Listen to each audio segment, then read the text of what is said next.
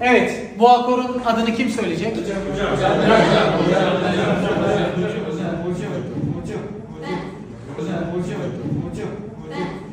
Gamze.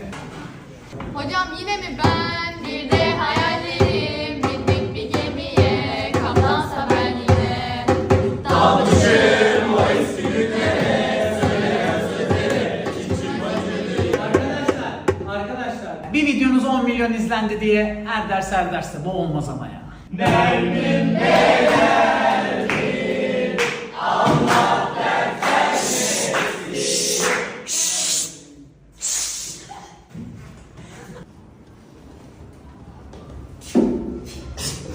Darbukasız olur mu arkadaşlar?